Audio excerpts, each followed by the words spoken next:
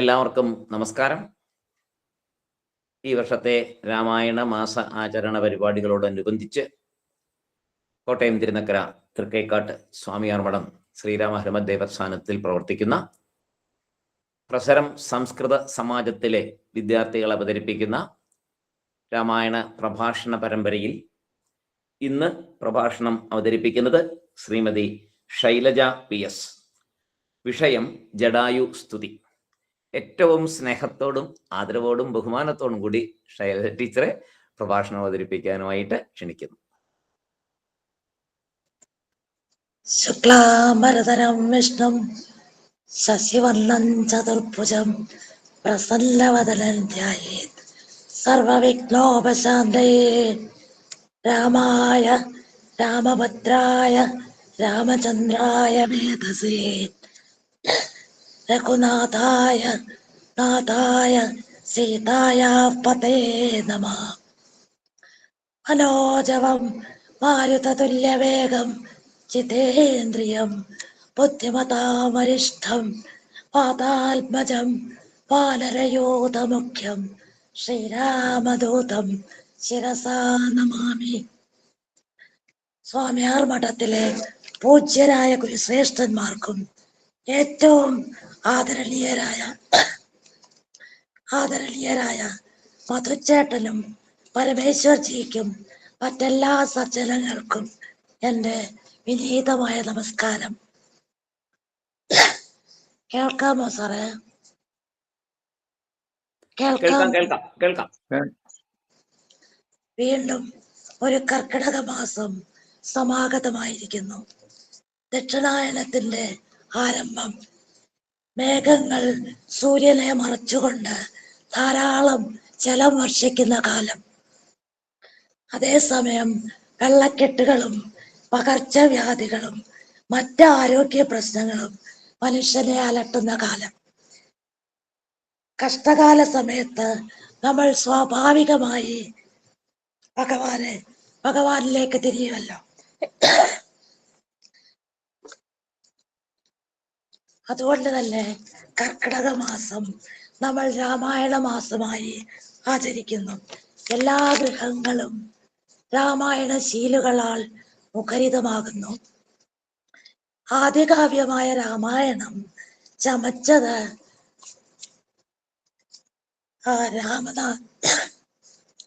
രാമനാമജപം കൊണ്ട് മാത്രം കൊള്ളക്കാരനിൽ നിന്ന് മഹർഷിയായി മാറിയ വാൽമീകിയാണ്. അതിന് നിമിത്തമായതോ താൻ നിരന്തരം ചെയ്യുന്ന കർമ്മങ്ങൾ താൻ അനുഭവിച്ചിടുകന്നേ വരൂ എന്ന് പറഞ്ഞ് പേര് പോലും രാമായണത്തിൽ പരാമർശിച്ചിട്ടില്ലാത്ത അദ്ദേഹത്തിന്റെ ധർമ്മപത്നിയാണ്. ആ മഹതിക്കും ഒരു നമോവാകം. എഴുത്തച്ഛൻ ആധ്യാത്മരാമായണത്തിൽ ഇഹലോക ജീവിതത്തിന് ഉതകുന്ന ധാരാളം ഉപദേശങ്ങളും മുക്തിദായകമായ സ്തുതികളും ഉൾപ്പെടുത്തി സാധാരണക്കാരന് ഒരു ആത്മീയ ഗ്രന്ഥം സമ്മാനിച്ചു. ഈ ആത്മീയ ഗ്രന്ഥമാണ് നമ്മൾ നിത്യപാരായണത്തിനായി ഉപയോഗിക്കുന്നത്.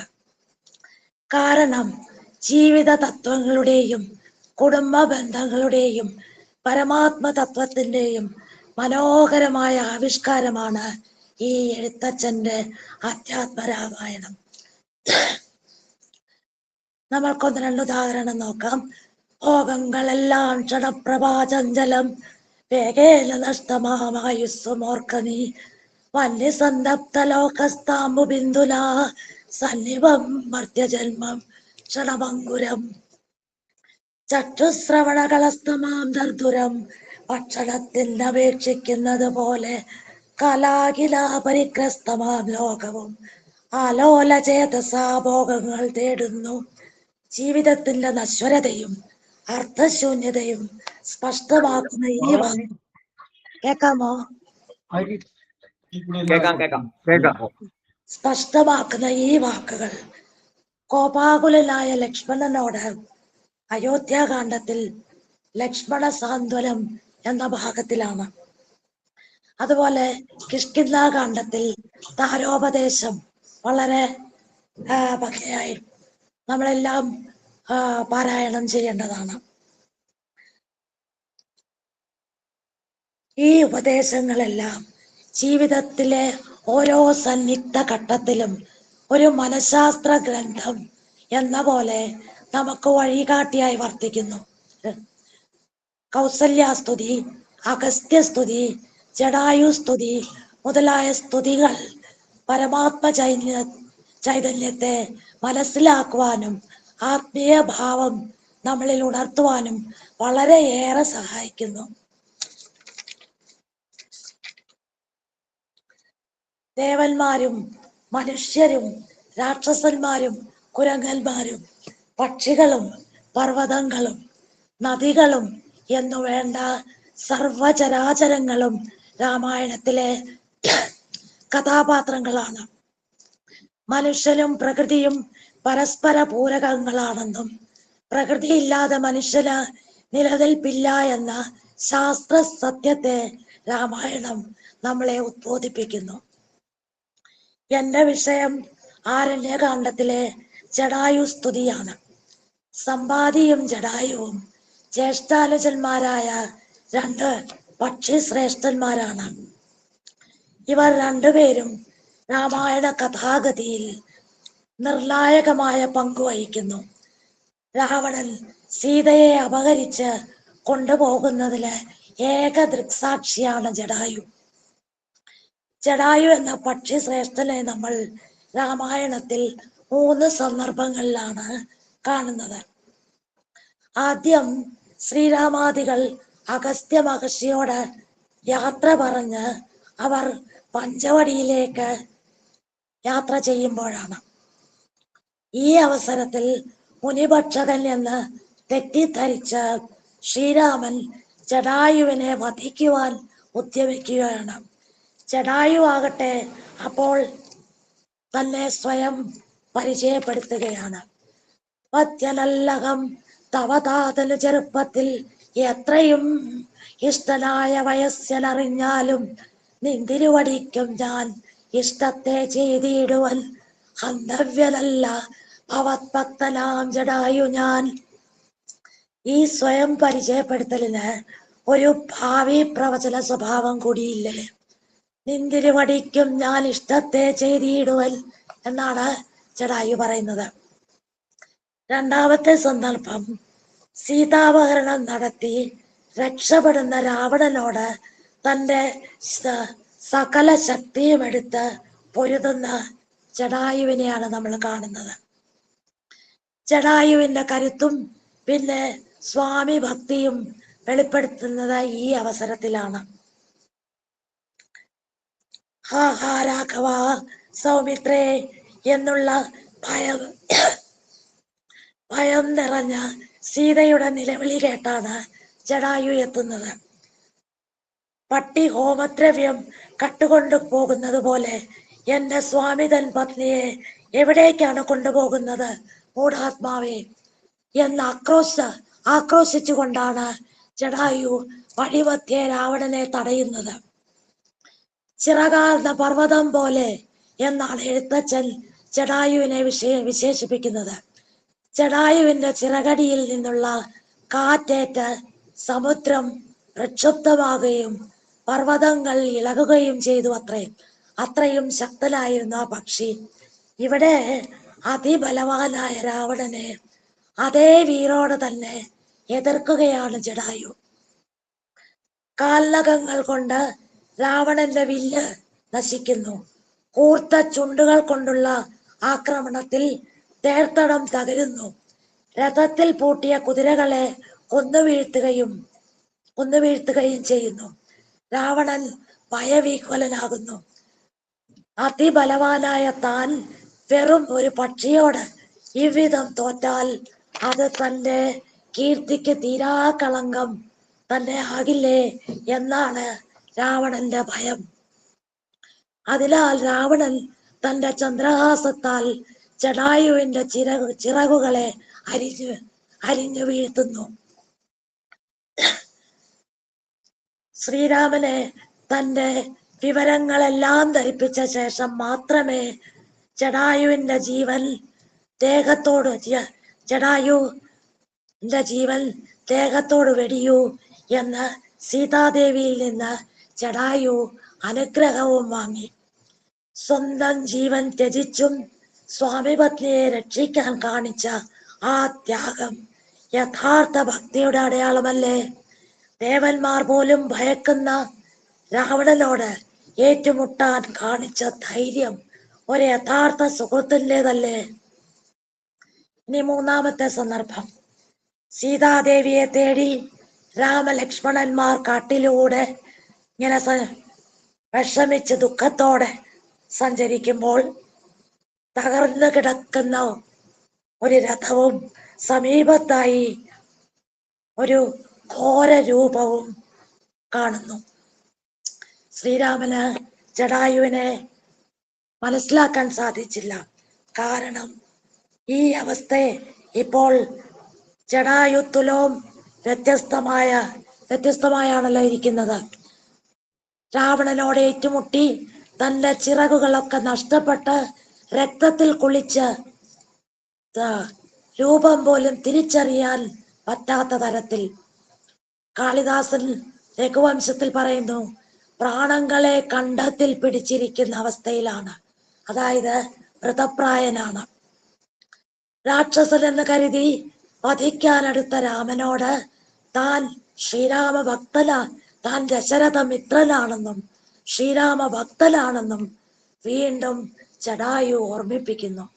ശ്രീരാമൻ ജടായുവിനെ തലോടിക്കൊണ്ട് സീതാദേവിയുടെ വൃത്താന്തം ആരായുന്നു. രാവണൻ ദേവിയെ ദക്ഷിണ ദിക്കിലേക്ക് കൊണ്ടുപോയി എന്നും പറയുവാനേ ജടായുവിന് കഴിഞ്ഞുള്ളൂ. തൃക്കഴലിട നിത്യം ഉൾക്കാമ്പിൽ വസിക്കണം എന്നായിരുന്നു ഭക്തനായ ജടായുവിന്റെ അന്ത്യാഭിലാഷം. രാമന്റെ തൃക്കൈകൾ കൊണ്ടുള്ള തലോടൽ ഏറ്റുവാങ്ങിക്കൊണ്ട് തന്നെ ജടായു ജീവൻ വെടിഞ്ഞു. ശ്രീരാമൻ ജടായുവിന്റെ മൃതശരീരം മടിയിൽ വെച്ച് കണ്ണുനീർ വാർത്തു.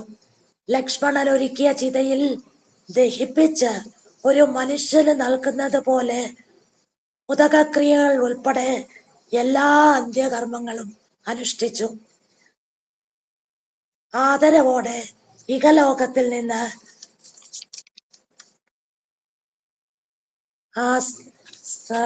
വിട നൽകി സാരൂപ്യം ലഭിക്കട്ടെ എന്ന് അനുഗ്രഹിക്കുകയും ചെയ്തു. മരിക്കുന്ന സമയത്ത് നമ്മൾ എന്ത് ചിന്തിക്കുന്നുവോ അതായി നമ്മൾ തീരുമെന്നാണ് ഹൈന്ദവ സങ്കല്പം. അതുകൊണ്ടാണ് ആസന്ന മരണരായി കിടക്കുന്നവരുടെ സമീപത്തിരുന്ന് ഭഗവത് കൃതികൾ നമ്മൾ പാരായണം ചെയ്യുന്നത്. ശതകോടി സൂര്യശോഭയോടെ വിഷ്ണു പാർഷദന്മാരാൽ പൂജിക്കപ്പെട്ട് മുനിമാരാൽ സ്തുതിക്കപ്പെട്ടാണ് ജടായു വിഷ്ണുപാദം പോകിയത്.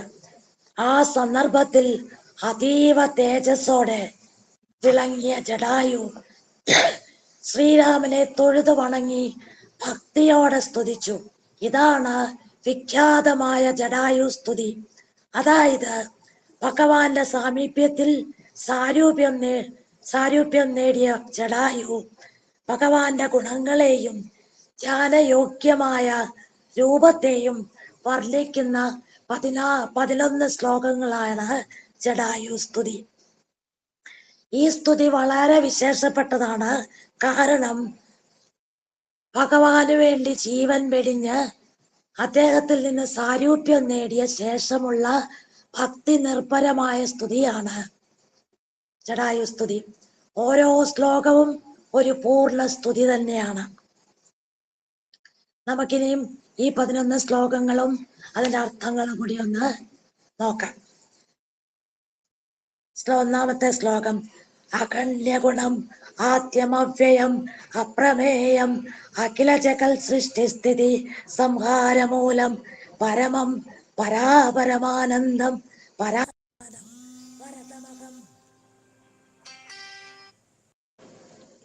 വരദമകം പ്രണതോസ്മി സന്തതം രാമം.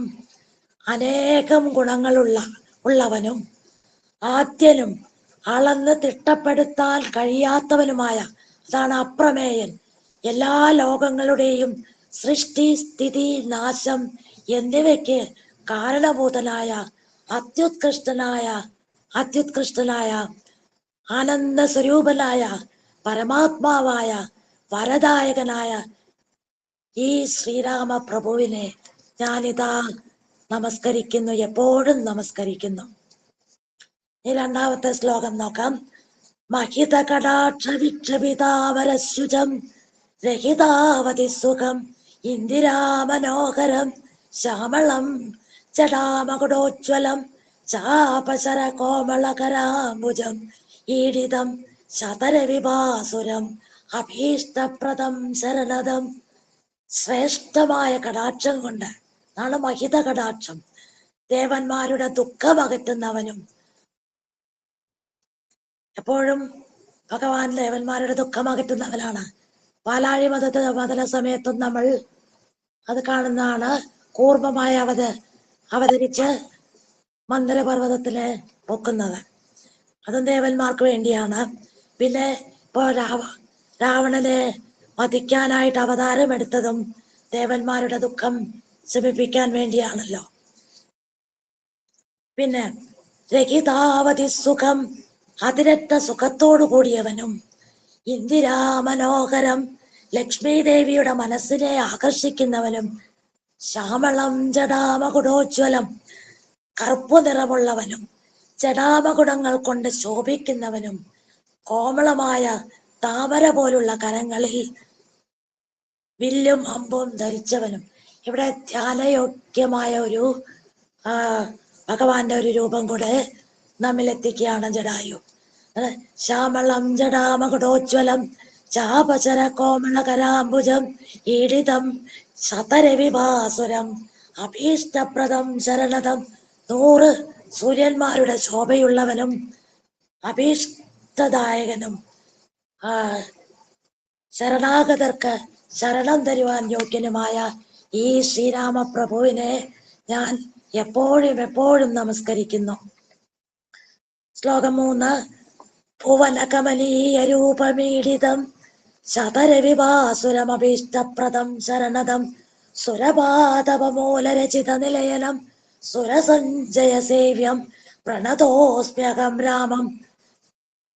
ലോകൈക സുന്ദരൻ, ഏറ്റവും മനോഹരമായ രൂപമുള്ളവനും എല്ലാവരാലും സ്തുതിക്കപ്പെടുന്നവനും, 100 സൂര്യന്മാർക്കൊപ്പം പ്രകാശമുള്ളവനും, അഭീഷ്ടങ്ങൾ സാധിച്ചു തരുന്നവനും, ഭക്തന്മാർക്ക് ശരണദായകനും, പിന്നെ സുരപാദവമൂലം, സുരപാദവം എന്നാൽ കൽപ്പവൃക്ഷമാണ്. അപ്പൊ കൽപ്പവൃക്ഷത്തിന്റെ ചുവട്ടിൽ വാസം ഉറപ്പിച്ചിട്ടുള്ളവനും, അതായത് ആഗ്രഹങ്ങൾ സാധിച്ചു തരാൻ കഴിവുള്ളവനും, ദേവസമൂഹത്താൽ സേവിക്കപ്പെടുന്നവനുമായ രാമനെ ഞാൻ നമസ്കരിക്കുന്നു. സുരസഞ്ജയ സേവ്യം പ്രണതോസ്മ്യഹം രാമം. ഭവകാനന ഭവദകനലാമധേയം ഭവപങ്കജ ഭവ മുഖദൈവതം ദേവം തനുജപതി കോടി സഹസ്രവിനാശനം മനുജാകാരം ഹരിം പ്രണതോസ്മ്യഹം. സംസാരമാകുന്ന വനത്തിന് കാട്ടുതീ പോലെ ഉള്ള പേരുള്ളവനും, ശിവൻ ഭവൻ ശിവനാണ്, ഭവപങ്കജം ബ്രഹ്മാവ്, ശിവൻ ബ്രഹ്മാവ് എന്നിവരുടെ ആരാധനാമൂർത്തിയും അനേക കോടി അസുര നായകന്മാരെ നശിപ്പിക്കുന്നവനും മനുഷ്യരൂപത്തോട് കൂടിയവനും ആയ മഹാവിഷ്ണുവുമായ ഈ ശ്രീരാമനെ ഞാനിതാ നമസ്കരിക്കുന്നു. ശ്ലോകം 5. ഭവഭാവനാകരം ഭഗവൽ സ്വരൂപിണം ഭവഭീവിരഹിതം മുനിസേവിതംബരം ഭവസാഗര തരണാഗ്രിബോധകം നിത്യം ഭവനാശായ അനിശം പ്രണതോസ്മ്യഹം രാമം. സാംസാരികമായ സങ്കല്പങ്ങൾക്ക്, അതായത് നമ്മുടെ സങ്കല്പങ്ങൾക്ക് അതീതനായ സംസാതീതനും സംസാരഭയം ഇല്ലാത്ത മുനിമാരാൽ സേവിതനും പരനും സംസാരസാഗരം തരണം ചെയ്യാനുള്ള പാദമാകുന്ന തോണിയോട് കൂടിയവനും നിത്യനും സംസാര ദുഃഖം നശിപ്പിക്കുന്നവനും ആയ ആ ഈ ശ്രീരാമ പ്രഭുവിനെ ഞാൻ എപ്പോഴും നമസ്കരിക്കുന്നു. ശ്ലോകം 6. കിരിസുത ഹൃദയാംബുജവാസം കിരിനായകതരം കിരിപക്ഷാരി സേവ്യം സുരസഞ്ജയ ധനുജേന്ദ്ര സേവിത പദം സുരഭമണിനിഭം പ്രണതോസ്മ്യഹം രാമം. പരമശിവന്റെയും പാർവതിയുടെയും ഹൃദയമാകുന്ന താമരയിൽ വസിക്കുന്നവനും പിന്നെ ഗിരിനായകധരം, ഗിരിനായകനെ ധരിച്ചവൻ. ആരാണ് ഗിരിനായകൻ? മന്ദരപർവ്വതത്തെയാണ് ഗിരിനായകൻ എന്ന് പറയുന്നത്. അതായത് ഭാഗവതത്തിന്റെ അഷ്ടമസ്കന്ധത്തില് പാലാഴി മതലം വർണ്ണിക്കുന്നുണ്ട്. അവിടെ കടക്കോലായിട്ട് ഉപയോഗിക്കുന്നത് ഗിരിനായകനായ ഏറ്റവും ശ്രേഷ്ഠമായ മന്ദര പർവ്വതത്തെയാണ്. മന്ദരപർവ്വതം ആ പാലാഴി മതന സമയത്ത് ഭാരം നിമിത്തം താണുപോയപ്പോൾ ഭഗവാൻ ആമയായി അവതരിച്ച് ഉയർത്തുകയുണ്ടായി. അതുകൊണ്ടാണ് ഭഗവാനെ ഗിരിനായകധരൻ എന്ന് വിശേഷിപ്പിച്ചിരിക്കുന്നത്. അതുപോലെ അടുത്തത് ഗിരിപക്ഷാരി സേവ്യം. ഗിരിപക്ഷാരി സേവ്യം ഇന്ദ്രനാണ്. കൃതയുഗത്തില് പർവ്വതങ്ങൾക്ക് ചിറകുണ്ടായിരുന്നു എന്നാണ് ഒരൈതിഹ്യം. ഭീമാകാരമായ പർവ്വതങ്ങൾ പക്ഷികളെ പോലെ പറന്നു നടന്ന് മറ്റുള്ള ജന്തുക്കൾക്ക് ഭീഷണിയായപ്പോൾ അവർ ഇന്ദ്രനോട് പരാതി പറഞ്ഞു. ഇന്ദ്രൻ പർവ്വതങ്ങളുടെ ചിറകരി അരിഞ്ഞതാണ് എന്നാണ് ഐതിഹ്യം. അതുകൊണ്ട് ഇന്ദ്രൻ ഗിരിപക്ഷാരിയാണ്. ഗിരിപക്ഷാരി സേവ്യം, ഇന്ദ്രനാലും സേവിക്കപ്പെടുന്ന ഭഗവാൻ. പർവ്വതങ്ങളുടെ ചിറകരിഞ്ഞു വീഴ്ത്തിയ ഇന്ദ്രനാൽ സേവിക്കപ്പെടുന്നവനും ദേവസമൂഹത്താലും അസുര നായകനായ മഹാബലി, പ്രഹ്ലാദൻ എന്നിവരാൽ പൂജിതമായ പാദങ്ങളുള്ളവനും ഇന്ദ്രനീല കല്ലിന് തുല്യം ശോഭയുള്ളവനുമായ രാമനെ ഞാൻ ഇതാ നമസ്കരിക്കുന്നു. അടുത്ത ശ്ലോകം 7. പരധാരാർത്ഥ പരിവർജിത മനീഷിനാം പരപൂരുഷഗുണ ഭൂതി സന്തുഷ്ടാത്മനാം പരലോകൈക ഹിതനിരതാത്മനാം സേവ്യം പരമാനന്ദമയം പ്രണതോസ്മ്യഹം രാമം. പരസ്ത്രീകളെയും പരധനത്തെയും ഉപേക്ഷിക്കുന്നവരും അന്യരുടെ ഗുണങ്ങളും ഐശ്വര്യവും കണ്ട് ആനന്ദിക്കുന്നവരും പരലോകഹിതത്തെക്കുറിച്ച് മാത്രം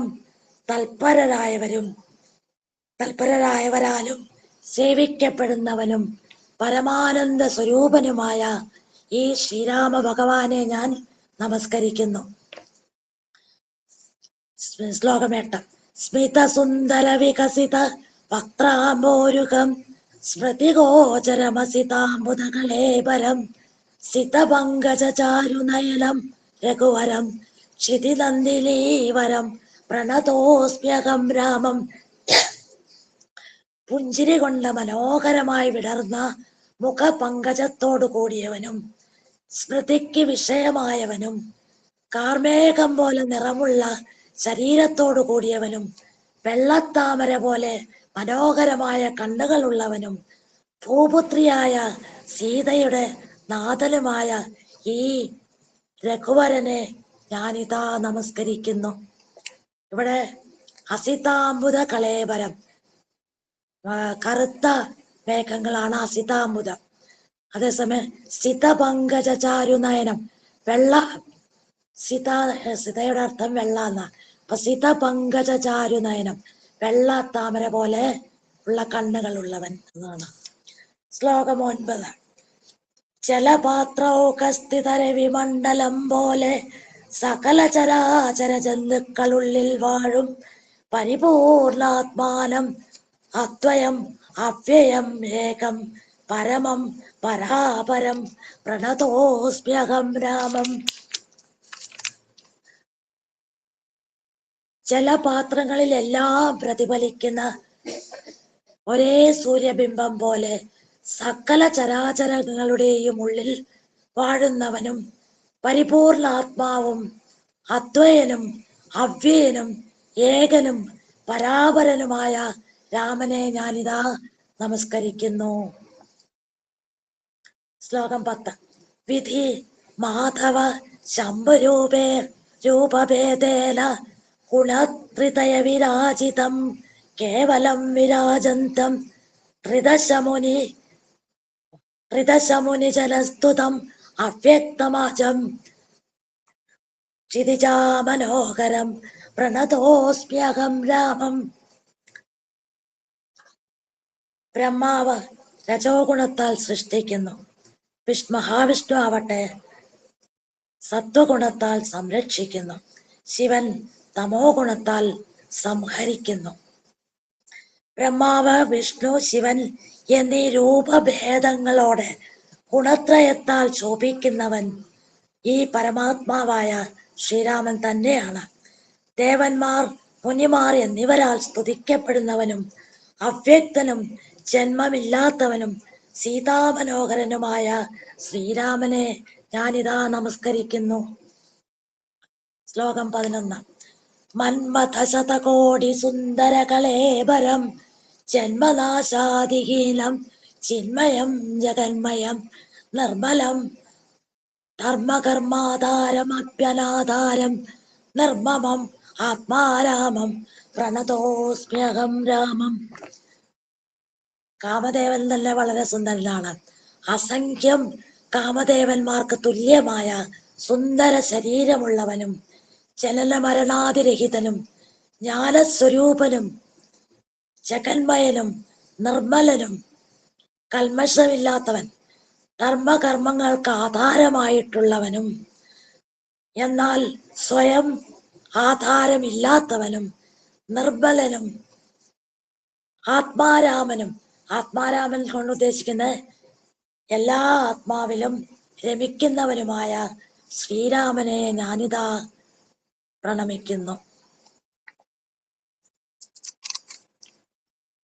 ഭക്തിപുരസ്സരമായ ജ്ഞാനപൂർണമായ പരമാത്മ ചൈതന്യം തന്നെയാണ് ശ്രീരാമചന്ദ്രനായി അവതരിച്ചിരിക്കുന്നത് എന്ന തത്വത്തെ മനസ്സിലാക്കി ചെയ്ത ഈ സ്തുതി കേട്ട് ശ്രീരാമൻ അത്യന്തം സന്തോഷവാനായി. സ്വന്തം വിരഹ ദുഃഖം പോലും കുറച്ചു നിമിഷത്തേക്ക് മറക്കുന്ന ശ്രീരാമൻ ഇപ്രകാരം ജടായുവിനെ അനുഗ്രഹിക്കുന്നു. നീ വിഷ്ണുവായ എന്റെ പരമമായ പദത്തെ പ്രാപിച്ചാലും. വീണ്ടും പറയുകയാണ്, ഈ സ്തുതി വായിക്കുകയും കേൾക്കുകയും ചെയ്യുന്ന ഭക്തന് ഹേ പക്ഷിശ്രേഷ്ഠ, നിന്നെ പോലെ എന്നിൽ തൽപരനായാൽ എന്നോട് സാരൂപ്യമുണ്ടാകും.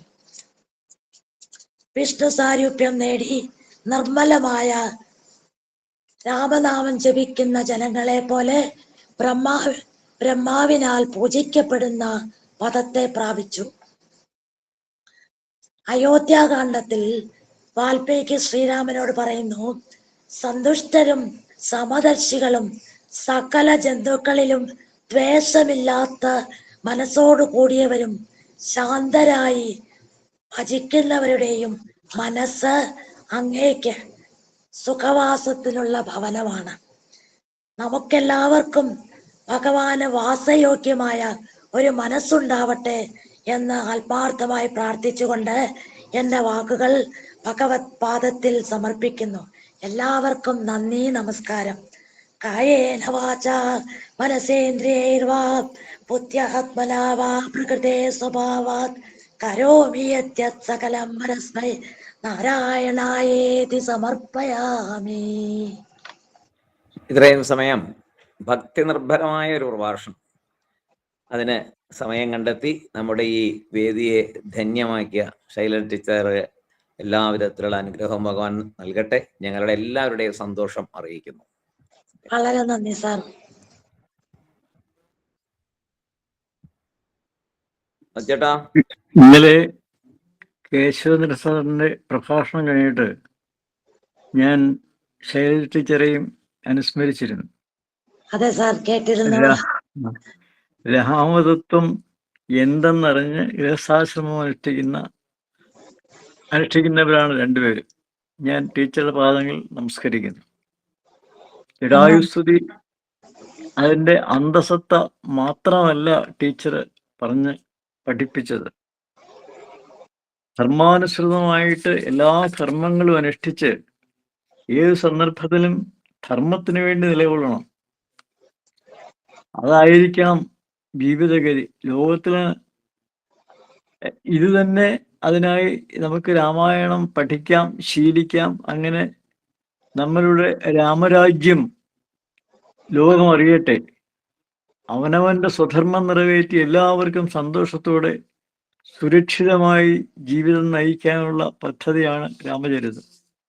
ജടായുസ്തുതി രാമനാമം ജപിച്ചാൽ ജടായുവിന് വിഷ്ണു സാരൂപ്യം സംഭവിക്കുമെന്നാണ് ശ്രീരാമേന്ദ്ര സ്വാമികൾ പറഞ്ഞിരിക്കുന്നത്.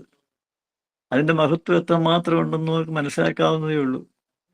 ഈ പാഠമെല്ലാം പഠിപ്പിച്ചു തന്ന ടീച്ചർക്ക് ഒന്നുകൂടി നമോഭാഗം, നമസ്കാരം. വളരെ നന്ദി.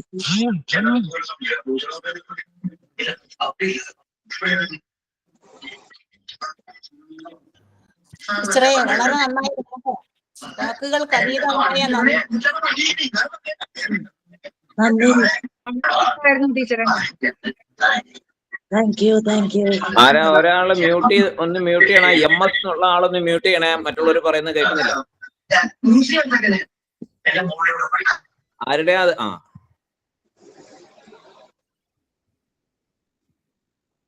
ഇനി പറഞ്ഞോളൂ. ടീച്ചറെ വളരെ നന്നായിരുന്നു കേട്ടോ. താങ്ക് യു മാമി. ടീച്ചറെ ഒത്തിരി സന്തോഷം. വളരെ നന്നായിരുന്നു. Thank you.